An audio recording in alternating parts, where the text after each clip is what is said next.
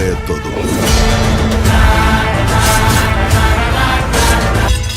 ಯಾವನ್ನೇ ಹೊತ್ಕೊಂಡು ಹೋಗೋದು? ಯಾರೇ ಅವನು?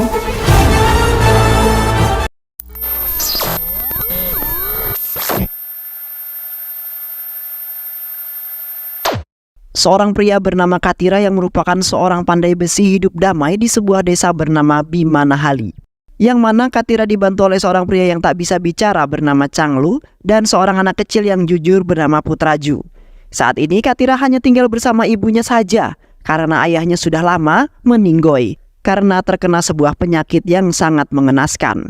Di samping itu Katira memiliki kakak perempuan yang bernama Kumari dan kakak ipar bernama Mahadevana. Mahadev dan Kumari baru saja dikaruniai satu orang anak setelah menikah 16 tahun lamanya. Karena ada kelainan sedikit pada rahim Kumari, Mahadevana adalah seorang pria yang sangat jujur dan juga baik hati. Di saat itu Mahadev dan Kumari telah menganggap Katira seperti anaknya sendiri sebelum Kumari dikaruniai seorang anak. Namun setelah Kumari melahirkan seorang anak, Katira tetap dianggap sebagai anak sulung mereka. Karena Katira selalu membantu mereka dan menyayangi mereka, sebab itu Mahadev dan Kumari menganggapnya sebagai anak mereka sendiri. Di samping itu juga Mahadev bekerja sebagai seorang petani sama seperti penduduk di desa tersebut, yang mana mereka menggarap lahan tuan tanah dan mereka juga wajib menyetorkan 10 karung saat mereka panen kepada tuan tanah. Di sisi lain seorang petani tua bernama Ulagapai mendatangi seorang tuan tanah yang bernama Devaraya. Ulagapai kemudian mengatakan, "Tuan, saya meminta maaf Tuan. Pada saat ini aku tak bisa memberikanmu 10 karung hasil panenku, dikarenakan lahannya saat ini sedang kering dan menyebabkan gagal panen. Dan aku kemudian meminta kepadamu untuk memberikanku sebuah keringanan." Devaraya kemudian murka kepadanya, bukan memberi belas kasihan kepada pria tua tersebut. Devaraya kemudian memberikan hukuman kepada semua petani karena ada salah satu petani yang komplain kepada Devaraya. Dan pada saat itu juga Devaraya memutuskan bahwa bagi semua petani diwajibkan untuk menyetor hasil panennya berjumlah 12 karung saja. Para petani kemudian hanya bisa pasrah dan menerima keadaan yang telah menimpa mereka, yang mana hidup para petani tersebut penuh dengan siksaan, hinaan dan perbuatan kasar layaknya seorang pekerja rodi. Dan di samping itu juga mereka disamakan seperti binatang oleh Devaraya karena mereka memiliki kasta yang sangat rendah dibanding Devaraya dan keluarganya. Di sisi lain keluarga seorang pria bernama Sanuboga, yang mana Sanuboga juga adalah seorang tuan tanah dan sifatnya sama seperti Devaraya yang tidak menghargai orang kasta rendah dan menganggapnya seorang yang hina. Sanuboga memiliki seorang putra bernama Padu yang beranggapan orang yang berkasta rendah lebih hina daripada sebuah kotoran. Namun putri sulung Sanuboga memiliki sifat yang berbeda, walaupun ia memiliki kasta yang sangat tinggi yang bernama Prabhavati. Prabhavati adalah seorang mahasiswi yang tidak menganggap orang berkasta rendah hina. Namun, hati Prabhavati sangatlah baik dan tidak ingin dimuliakan oleh orang-orang yang berkasta rendah. Di samping itu juga, Prabhavati memiliki perasaan dengan orang yang berkasta rendah, yaitu Katira. Yang mana Prabhavati sudah lama sekali, hampir bertahun-tahun ia mempunyai perasaan terhadap Katira.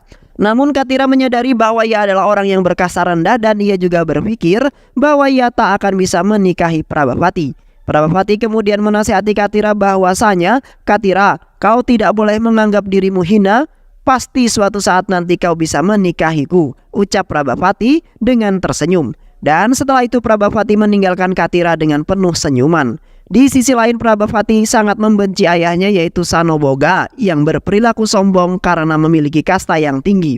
Sanoboga selalu menghina, mencelakai orang-orang yang berkasta rendah apabila mereka tidak menghormatinya. Di saat itu juga Sanoboga dan Devaraya telah menjual pupuk kepada petani yang diberikan oleh pemerintah secara gratis. Praba kemudian memberitahu kepada Katira bahwa ayahnya telah menjual pupuk gratis tersebut kepada para petani dengan harga yang mahal. Di suatu hari Katira dan Putraju pergi ke rumah Sanoboga untuk mengantarkan sabit yang telah dipesan oleh Sanoboga. Di saat itu Praba sedang berada di sana dan setelah itu Praba memberikan secangkir minum kepada mereka. Katira kemudian mengambil gelas lain yang digunakan oleh orang yang berkasta rendah. Namun di saat itu Putraju meminum dengan menggunakan cangkir yang sering digunakan oleh orang yang berkasta tinggi.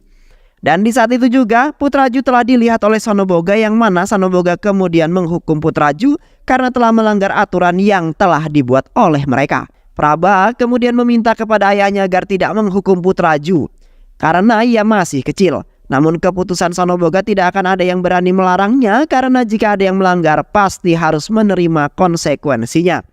Dan pada akhirnya Katira meminta agar Putraju supaya tidak dihukum melainkan agar Katira lah yang akan menggantikannya. Katira kemudian dicambuk oleh anak buah Sanoboga sebanyak 10 kali.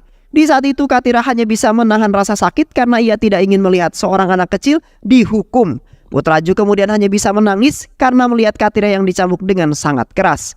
Sementara itu, Praba hanya bisa sedih dan melihat saja karena ia tak bisa melawan ayahnya sendiri. Setelah hukuman selesai, Katira dan Putraju kemudian kembali pulang. Dan tak pula Katira memberikan sedikit kata-kata yang menyakitkan kepada Sanoboga. "Pak, jangan pernah mengatakan bahwa dirimu sangat dekat dengan Tuhan. Buktinya kau tidak bisa memaafkan seorang anak kecil yang tidak mengetahui apa-apa," ucap Katira. Semenjak itu Katira selalu menjauhi Praba karena ia sangat benci dengan perilaku ayahnya yang tak mempunyai kemanusiawian. Namun di saat itu Praba mulai tertekan karena gara-gara perilaku ayahnya hidup Praba menjadi tersiksa. Dan pada suatu hari Praba menghampiri Katira yang sedang membuat roda yang terbuat dari sebuah besi. Praba kemudian mengatakan bahwa ia sangat tulus mencintai Katira tanpa memandang apapun. Namun Katira mengatakan bahwa sifat Praba pasti tidak akan pernah jauh-jauh dari sifat ayahnya yaitu Sanoboga. Dan pada akhirnya Praba membuktikan bahwa ia sangat mencintai dengan memasukkan dirinya di tengah api yang menyala. Katira kemudian mengeluarkan Praba dari api tersebut dan kini Katira sudah meyakini bahwa Praba sangat benar-benar cinta dan tulus mencintainya. Dan pada akhirnya Katira mengungkapkan cintanya juga kepada Praba. Di sisi lain kakak ipar Katira yaitu Kumari yang sedang bekerja di sawah sambil membawa anaknya, yang mana di saat itu anaknya menangis karena anaknya sangat lapar ingin meminum ASI ibunya. Kumari kemudian meminta izin kepada mandor di sana yaitu Mara karena ia ingin menyusui anaknya yang menangis kelaparan. Mara kemudian menolak permintaan tersebut karena Mara tidak meyakini bahwa Kumari yang sudah berusia tua itu masih memiliki ASI. Mara kemudian memerintahkan Kumari untuk menunjukkan kepadanya apakah Kumari masih mempunyai ASI sebagai buktinya. Mara kemudian memaksa Kumari untuk menunjukkan sumber ASI-nya kepada Mara. Dan pada akhirnya Kumari terpaksa menunjukkannya kepada Mara dengan sambil menangis. Setelah itu Kumari mengadukan kejadian itu kepada pemimpin desa. Canglu kemudian pergi menghampiri Katira karena ia mengetahui bahwa Kumari pergi ke pemimpin desa untuk mengadukan sesuatu. Katira kemudian bergegas ke pemimpin desa untuk menghampiri Kumari di sana. Dan setelah itu Katira menanyakan kepada kakak iparnya yaitu Kumari dan Devana. Namun mereka hanya terdiam dan menangisi di hadapan Katira seperti memendam sesuatu. Katira kemudian memaksa Devana untuk mengatakan yang sejujurnya kepada Katira dan akhirnya Devana mengatakan dengan jujur bahwa Kumari telah dilecehkan dengan tidak wajar oleh Mara saat di ladang tadi. Katira kemudian mengamuk lalu menghampiri Mara dan menendangnya hingga terpental. Di saat itu emosi Katira sudah tak terkendali sehingga beberapa orang yang mencegahnya agar tidak terus mengejar Mara tidak bisa menahan sama sekali. Tak lama kemudian Devaraya keluar karena ia mendengar suara yang sangat bising dari arah luar. Karena di saat itu Katira masih mencekik Mara walaupun Devara keluar. Devaraya kemudian memarahi Katira bukannya membelanya karena di samping itu Katira telah main hakim sendiri. Dan di samping itu juga Devaraya sangat mengetahui persis bahwa Mara tidak pernah melecehkan seseorang termasuk Kumari. Setelah itu Katira mengatakan, Mara memang tak pernah melecehkan Kumari. Namun mata Mara yang telah melihat yang seharusnya tidak boleh dilihat selain suaminya Kumari. Katira kemudian mencongkel mata kiri Mara karena Kumari telah ternodai oleh mata Mara yang melihat gunungnya Kumari. Orang-orang kemudian kaget setelah melihat kejadian tersebut termasuk Devaraya. Devaraya kemudian memberikan hukuman kepada Katira yang mana ia diperintah untuk membawa Holy Mari atau darah kerbau yang berada di acara festival di desa Malakanere. Namun ibunya bersikeras meminta kepada Devaraya agar memaafkan kesalahan yang telah diperbuat oleh Katira. Karena Holy Mari itu dijaga oleh orang-orang yang bersenjata yang sangat tangguh. Dan jika Devaraya mengirimkan Katira ke sana sama saja kau menyerahkan nyawa anaknya yaitu Katira kepada mereka. Devaraya tetap memutuskan bahwa Katira harus menerima konsekuensi jikalau ia melakukan kesalahan. Dan setiap keputusan yang telah diputuskan oleh pimpinan desa atau orang yang berkasta tinggi harus diikuti bagi orang-orang yang berkasta rendah. Setelah itu keluarga Katira kebingungan karena keluarganya akhir-akhir ini terkena sebuah masalah. Sehingga mereka tidak ingin makan bahkan melakukan hal apapun dan hanya terdiam saja. Namun Katira justru tenang-tenang saja karena ia tidak ingin diinjak-injak oleh orang berkasta tinggi.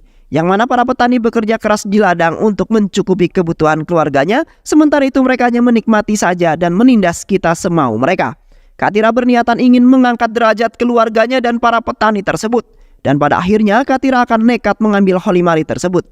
Keesokan harinya acara yang digelar 3 tahun sekali itu pun akhirnya dimulai, yang mana acara tersebut diadakan oleh tuan tanah desa tersebut yang bernama Kaligauda. Dan terlihat seluruh perwakilan dari 10 desa yang diundang sudah hadir dalam acara tersebut. Setiap acara diadakan tidak ada warga lain yang berani mengambil darah Holimari tersebut karena mereka takut dengan Kaligauda dan anak buahnya. Namun di saat pendeta mengumumkan bahwa siapa saja boleh membawa Holimari tersebut ke desanya, karena Holimari diramalkan bisa menjadikan desa subur dan makmur sehingga rakyat tercukupi. Dan terlihat orang-orang tertunduk ketakutan, namun hanya Katira yang mengangkat tangan karena sedia membawa Holimari tersebut ke desanya. Katira kemudian menyeburkan telapak tangannya ke dalam darah Holimari tersebut. Katira kemudian mengatakan bahwa ia siap membawa ke desanya yang ingin menuju kemakmuran saat ini. Namun di samping itu Kaligauda tidak diam saja, yang mana Kaligauda langsung mempersiapkan puluhan anak buahnya untuk membunuh Katira. Di saat Katira ingin kembali ke desanya, tiba-tiba saja Katira diserang oleh anak buah Kaligauda yang membawa senjata tajam.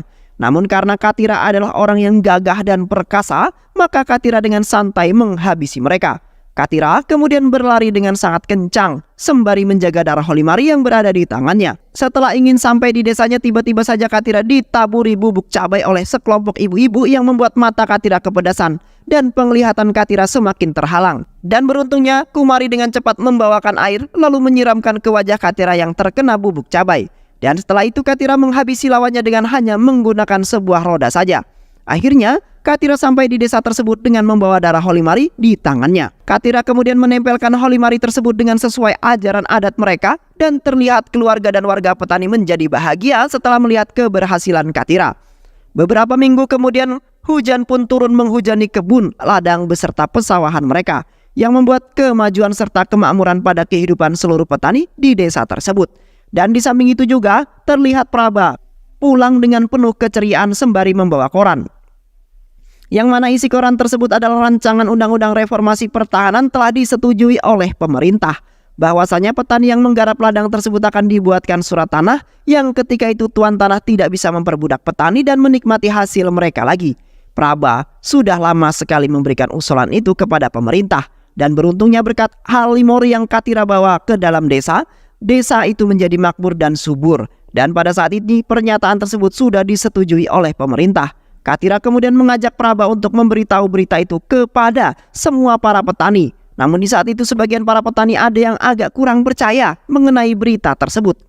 Dan pada akhirnya Praba dan Katira mengajak sebagian petani ke kantor desa untuk membuktikannya.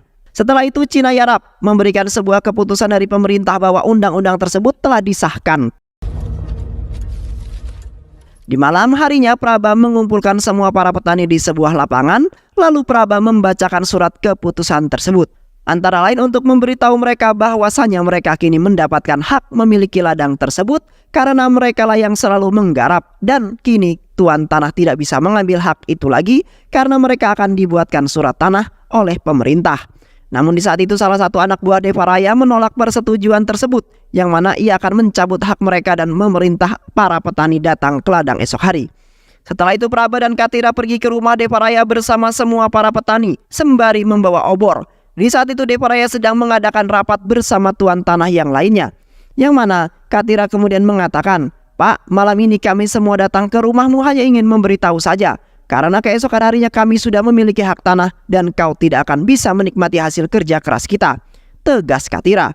Katira kemudian menambahkan bahwa mereka semua sudah lelah dijadikan sebagai budak oleh Devaraya. Mereka juga ingin merasakan kemakmuran seperti yang dirasakan Devaraya. Dan kini telah datang masa kemakmuran dan kejayaan mereka. In ಮುಂದಕ್ಕೆ ನಿಮ್ಮ ಅಂಗಡಿ ನಡೆಯಕ್ಕಿಲ್ಲ. ಸುಮ್ಕೆನೆ ಅವ್ರೆ.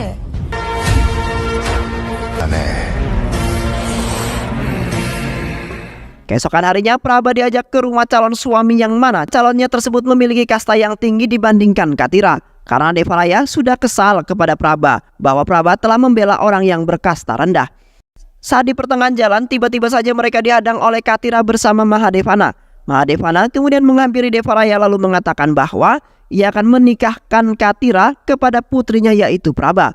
Karena mereka sudah mempunyai hubungan sudah lama sekali. Devaraya tidak bisa melakukan apapun karena Devaraya sangat takut dengan keganasan Katira. Devaraya kemudian membawa Praba ke hadapan mereka, lalu memerintahkan Praba untuk memilih Katira atau keluarganya.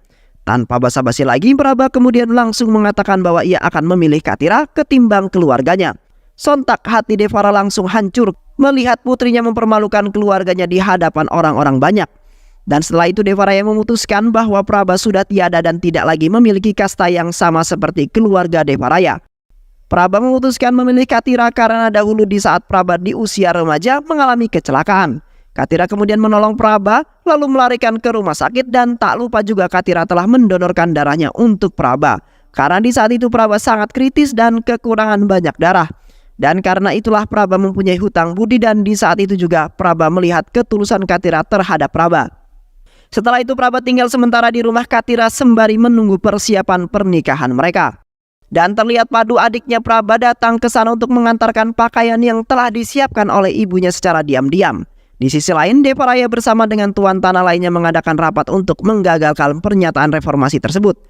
Krishna yang merupakan MLA wakil rakyat kemudian mengatakan bahwa keputusan tersebut tidak bisa digagalkan karena pemerintah langsung yang memutuskannya. Namun Devaraya bisa saja menggagalkan dengan cara ketika tim survei ladang itu datang untuk melihat para petani. Devaraya harus menyembunyikan para petani agar tidak ke ladang, dan setelah itu mereka akan menggagalkan pernyataan tersebut karena tidak ada satu orang pun yang menggarap ladang tersebut, dan otomatis ladang tersebut akan tetap menjadi tuan tanah. Devaraya kemudian menyetujui saran Krishna. Namun sebelumnya itu mereka harus menyingkirkan Katira terlebih dahulu karena pasti akan memberontak kepada mereka. Yang mana Devaraya hanya bisa menggunakan satu cara, yaitu dengan menggunakan polisi. Dan setelah itu baru mereka bisa menghalangi petani tersebut untuk ke ladang. Keesokan harinya polisi datang untuk menggerebek rumah Katira yang mana mereka telah dibayar mahal oleh Devaraya dan ingin menjebak Katira dengan kasus penyelundupan kayu cendana merah yang mereka sudah rencanakan, dan akhirnya Katira dijebloskan ke penjara karena sudah jelas bahwa kayu tersebut berada di rumah Katira. Di kantor polisi di mana Katira disiksa oleh polisi karena dipaksa untuk mengaku bahwa ia pencurinya. Namun Katira hanya tertawa melihat kelakuan polisi terhadapnya, yang mana polisi telah dibayar mahal untuk menjebak Katira agar bisa dijebloskan ke dalam penjara. Di sisi lain terlihat Praba pergi kemana-mana untuk mencari pengacara yang bisa membantu membebaskan Katira dari dalam penjara.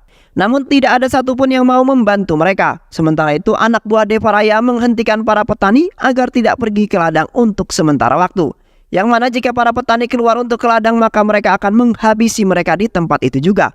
Praba kemudian memberanikan diri pergi ke rumah ayahnya karena tidak memiliki pilihan lain. Seketika Devaraya langsung menolak permintaan Praba karena ayahnya sudah tidak menganggap Praba sebagai keluarganya lagi. Dan kini Praba memiliki kedudukan kasta yang paling rendah karena sudah memilih Katira. Praba kemudian pulang dengan perasaan yang sakit karena Praba sudah tidak dianggap sebagai anaknya Devaraya lagi. Dan pada akhirnya Changlu yang bisu terpaksa mengaku bahwa ialah yang telah mencuri kayu cendana merah tersebut. Dan akhirnya Katira bisa keluar dari dalam penjara lalu membasmi anak buah Devaraya yang saat ini menindas para petani. Katira kemudian memimpin para petani bersama-sama pergi ke ladang. Anak buah Devaraya kemudian lari ketakutan setelah melihat kembalinya Katira ke desa tersebut. Katira kemudian menasihati para petani, "Wahai semua para petani, tolong dengarkan saya. Kini kita harus bersatu untuk menciptakan kemakmuran untuk desa dan para petani. Dan kini kita tidak boleh takut dengan penindasan Devaraya," tegas Katira. Dan setelah itu Katira memimpin pasukan gerakan Selendang Hijau yang sama-sama bersatu membuat desa menjadi makmur dan kini tersebar kemana-mana.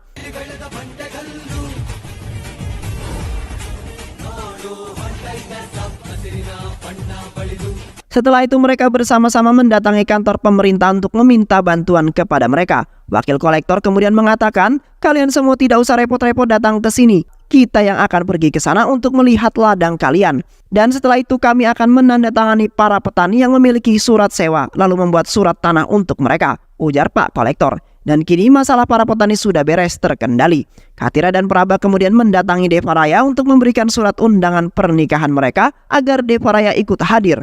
Namun undangan tersebut Devaraya anggap itu sebagai sebuah hinaan terhadap kedudukan Devaraya yang sangat tinggi. Devaraya kemudian murka lalu menghubungi sekelompok mafia yang berada di utara untuk membantai para petani yang sudah membuat Devaraya semakin marah.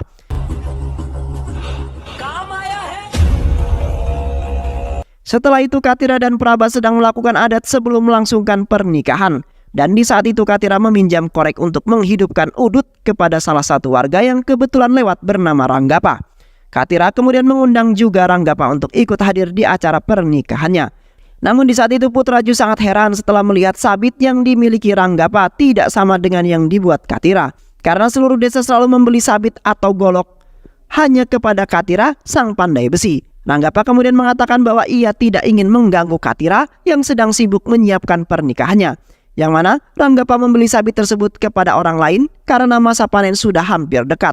Dan setelah itu Ranggapa pergi meninggalkan mereka dengan ketakutan. Mahadevana kemudian mengatakan bahwa masa panen masih lama sekali.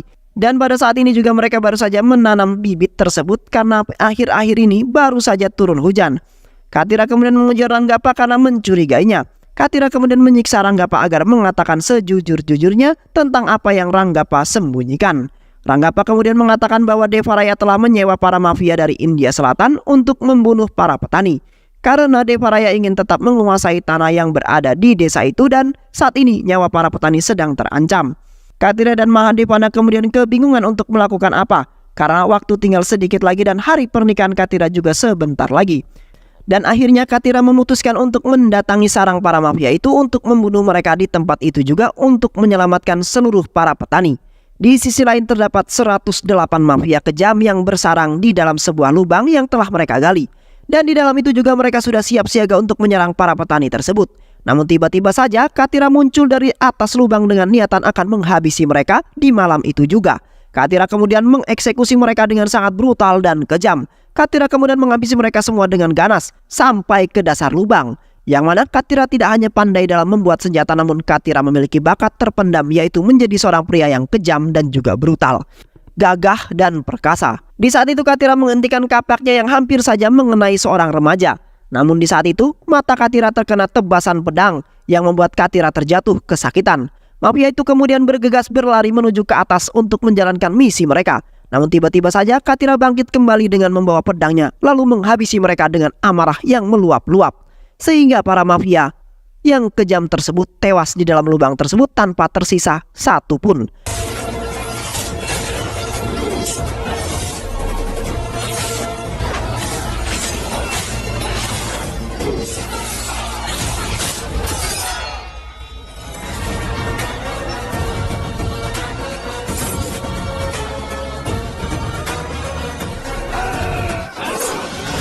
Katira kemudian menusuk mafia tersebut untuk memastikan tidak ada satu orang pun yang masih hidup di dalam lubang tersebut. Katira kemudian bangga karena mafia yang ingin membantai para petani telah tewas, melainkan mereka yang telah dibantai balik oleh seorang pandai besi yang hanya sendirian.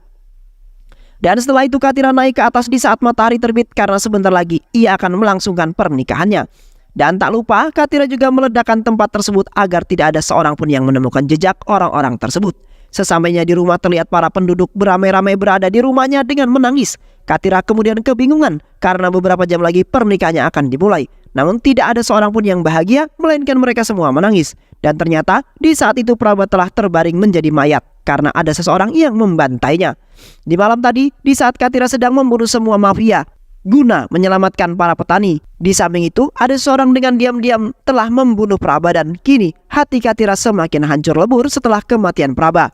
Katira kemudian sangat menyesal karena sudah lama sekali ia menolak cintanya Praba yang sangat tulus kepadanya. Namun di saat ini karena Katira telah gagal membahagiakan Praba yang sangat ia sayangi, karena Praba merelakan keluar dari keluarganya yang memiliki kasta yang tinggi dan rela menikah dengannya dari kasta yang rendah. Katira kemudian terpaksa tetap menikahi Praba walaupun Praba sudah menjadi seorang mayat. Dan terlihat keluarga Katira dan seluruh penduduk tak kuasa melihat penderitaan yang dialami oleh Katira dalam kehidupannya. Setelah itu Katira kemudian membawa mayat Praba untuk dikremasi. Namun Katira kembali memeluk Praba karena ia sangat menyesal telah menolak cintanya Praba yang sudah lama sekali diungkapkannya kepadanya. Dan kini wanita baik hati tersebut sudah tidak menghiasi keceriaan hidup Katira lagi. Setelah itu Katira berniatan ingin membunuh Devaraya. Karena gara-gara kehidupan Katira tidak tenang, Katira kemudian menghabisi Devaraya di dalam kamarnya. Ia sangat brutal dengan melampiaskan amarahnya tersebut. Dan tak lama kemudian polisi datang untuk menangkap Katira, lalu menjebloskannya ke dalam penjara dengan kasus pembunuhan Devaraya.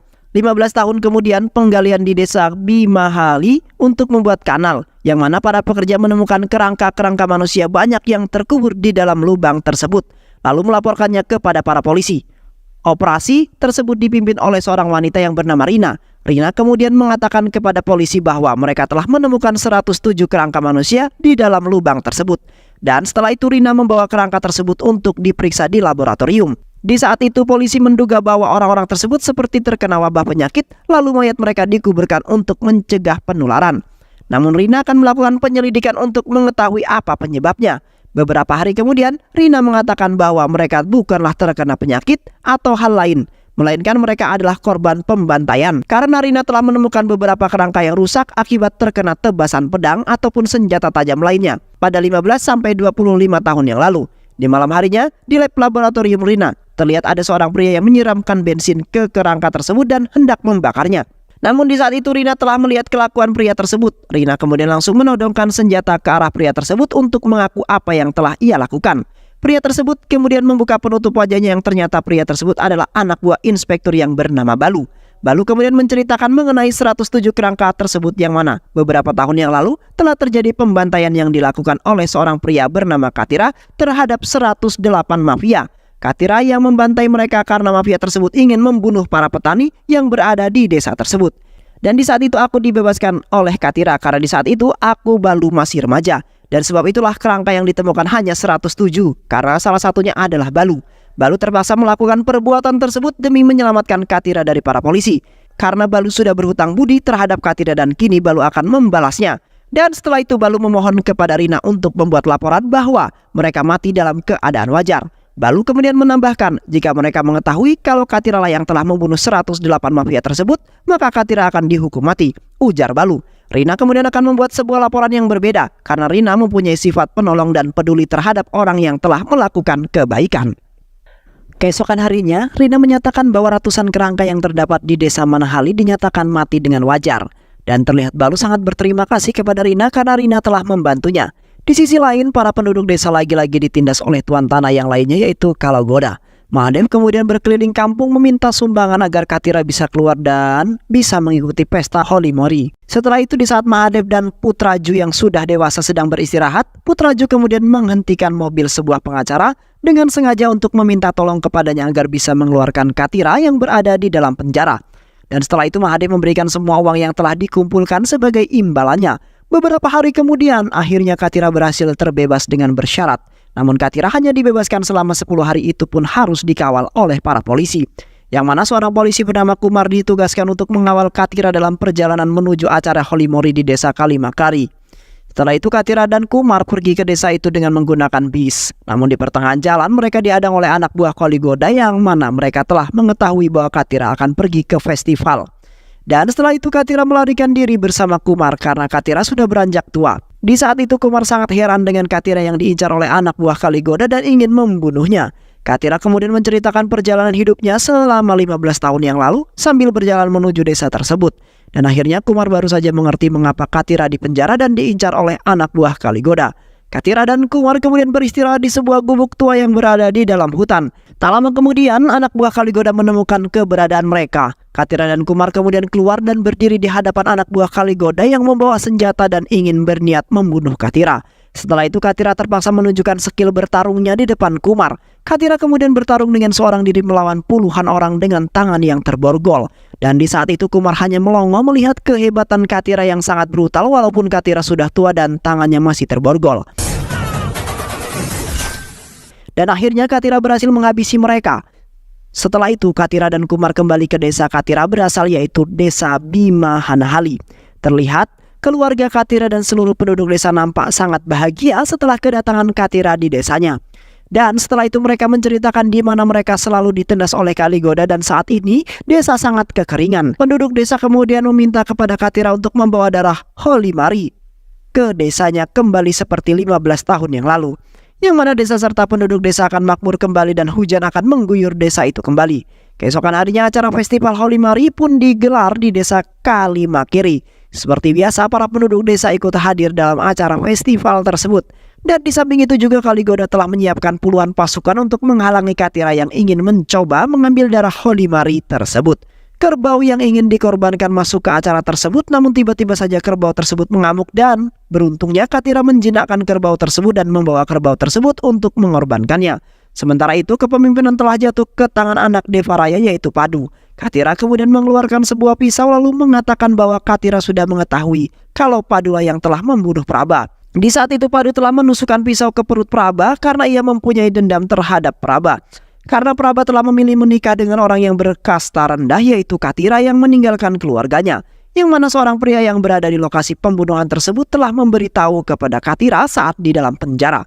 Padu kemudian menebaskan pisau ke badan Katira lalu terpaksa mengakui kesalahannya, yang mana ia lebih mementingkan kasta daripada mementingkan keluarganya sendiri. Karena kasta lebih menguntungkan dan memberikan harta yang melimpah sehingga ia hidup dengan aman dan damai tanpa harus mempunyai keluarga. Padu kemudian ingin membunuh Katira, namun kini Katira yang akan membunuhnya dengan memenggal kepala Padu sembari membalaskan dendam Praba. Katira kemudian meminta kepada semua penduduk agar tidak untuk melakukan tradisi Holy Mari lagi, karena dengan itu menjadikan perbedaan perilaku dan kehormatan yang mengakibatkan terjadinya pertumpahan darah antara manusia. Katira kemudian melepaskan kerbau tersebut lalu meminta kepada penduduk agar saling hidup rukun. Seketika orang yang menangis terharu setelah mendengar nasihat yang diucapkan oleh Katira. Di samping itu juga Kaligoda dan anak buahnya membuang senjata dan ikut hormat bersama penduduk lainnya kepada Katira. Dan setelah itu Katira kembali ke penjara untuk menghabiskan masa hukumannya sembari menikmati kehidupan masyarakat yang hidup rukun walau dari kejauhan. Dan film pun selesai. Baik sahabat, itulah tadi alur cerita dari film Katira. Mudah-mudahan sahabat semua terhibur dengan alur cerita film ini. Sehat selalu. Wassalamualaikum warahmatullahi wabarakatuh.